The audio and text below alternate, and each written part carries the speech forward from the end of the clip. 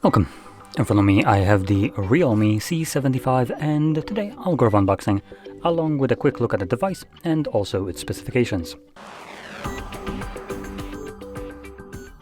So let's just jump straight into it. Grabbing the knife, at least I am going to cut the seals at the back. And already judging by the thickness of this box, I can guess that there is no charger provided with the device. Now, between the paperwork, we have our charging cable type A to type C and a case that comes provided.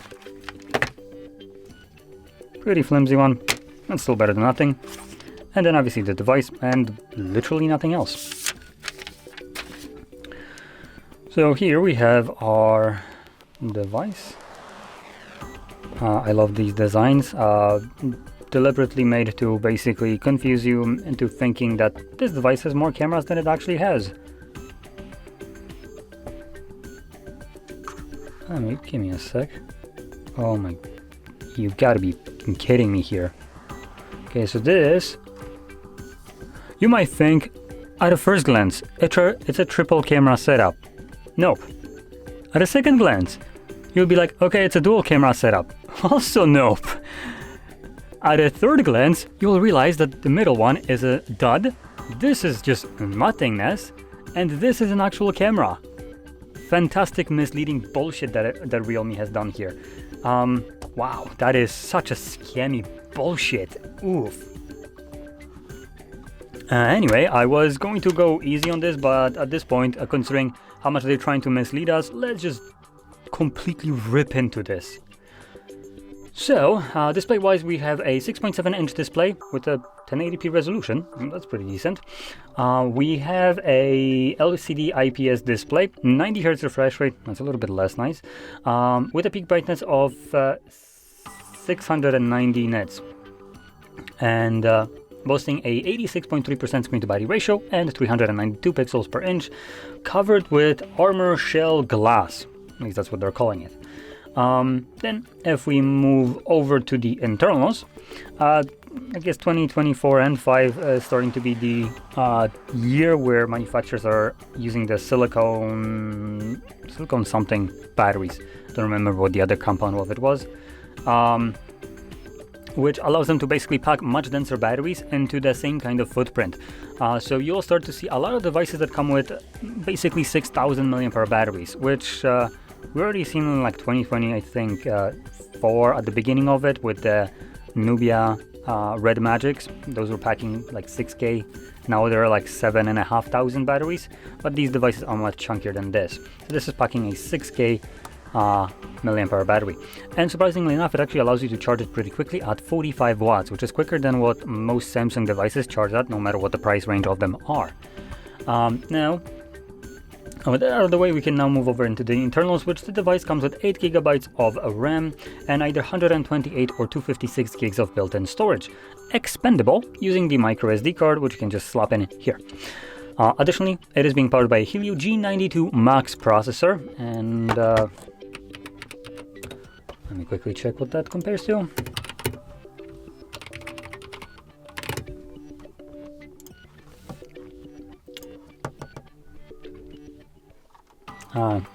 Bear with me, I'm just gonna quickly check out the specifications right here.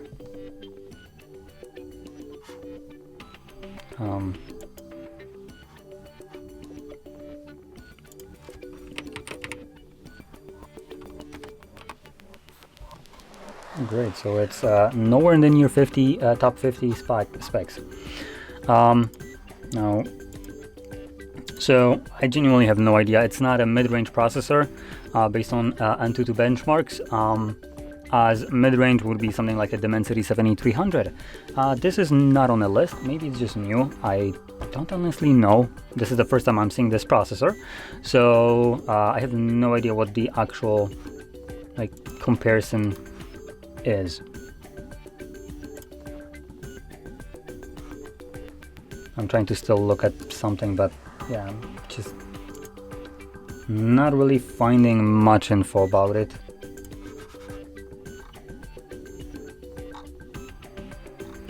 Now there is a Helio G91 So I presume this is like a older version of it.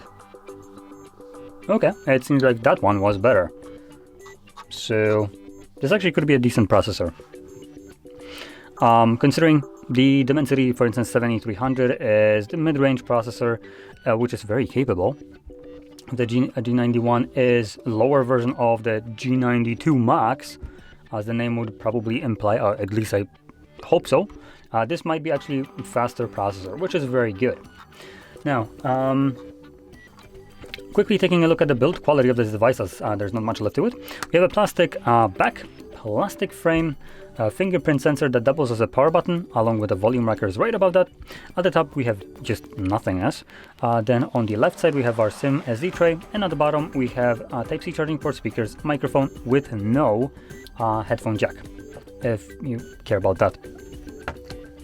And last thing, which I kind of left for the very end, would be the cameras. 50 megapixel of 1.8 aperture wide sensor, which allows you to do a measly 1080p at 30 frames, and then selfie one right here as a 8 megapixel f 2.0 aperture wide sensor that does the exact same thing, 1080p at 30 frames.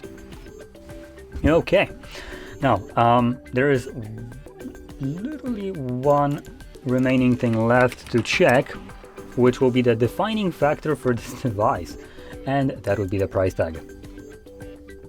Now I'm going to be looking at the bare minimum. Okay, it's not worth it. So bare minimum device price of this device, meaning for the lowest end 128 8 gigs of RAM, you get a price tag of basically $250. Now the reason this is not worth it is because nothing as a brand exists, and these absolute mad lads made a phone that just absolutely craps all over all these manufacturers and their attempts to make a budgeted device that is priced competitively and also decent. So just to give you a quick look at what I'm talking about, battery wise it will be on a smaller size at 5000 instead of the 6, as they didn't use the new battery types, but you get AMOLED display, 120 Hz refresh rate, 2000 peak brightness, so the display wise it's already like way better than what you have right here, as it is starting off an AMOLED instead of the IPS running at higher refresh rate, so it's going to be much better image quality on that device. Moving on, we have 6 or 8 gigabytes of RAM with a Dimensity 7300, so it will be in this case a bit of a lower processor. Camera wise, we have 50 megapixel of 1.8 aperture, but in terms of cameras it will provide you with a better result, as that device allows you to do 1080p at 60 frames, double the frame rate, much smoother video quality, and also 4K at 30 if you're into that. And the selfie one is 16 megapixels instead of the 8 that does 1080 at 30 as well. So camera wise it will be better, screen wise it will be better, charging speed 33 watts, 5000. This one does, like I said, 45 I believe it was, with, let me quickly check, 45 watts at 6000 milliamps. So it has the leg up on the kind of battery department and charging speed of it. But where it doesn't have the leg up is the price tag. Now officially the Nothing phone costed a little over $250, but shortly after it came out the price was almost never out of that region, meaning it was selling for anywhere between $160 to $180.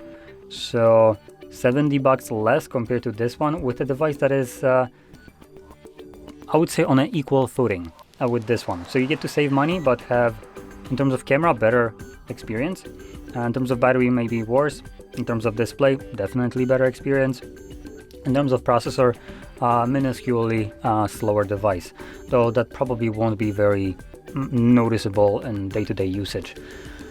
So if you value your money, I probably would recommend the CMF Phone 1 if you want something that is, if I'm correct about this, faster, then this might be the way to go. And if you're looking for a device that is actually fast, it seems like this might actually be a very good device, assuming I'm correct about the speeds of the processor being higher than the Dimensity 7300, which I said I am just literally guessing that based on the fact that the the Helio G91 was basically better than this one in certain benchmarks.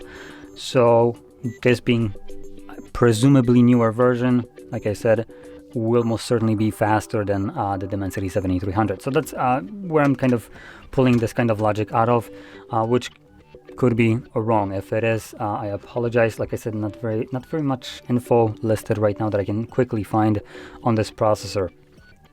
But if it is faster, this might be obviously a go-to option if you're looking for something that allows you to have a bit better gaming, for instance, specifically gaming performance. So yeah, there we go. Now, with that being said, hopefully you found this very helpful, and if you did, don't forget to hit like, subscribe, and thanks for watching.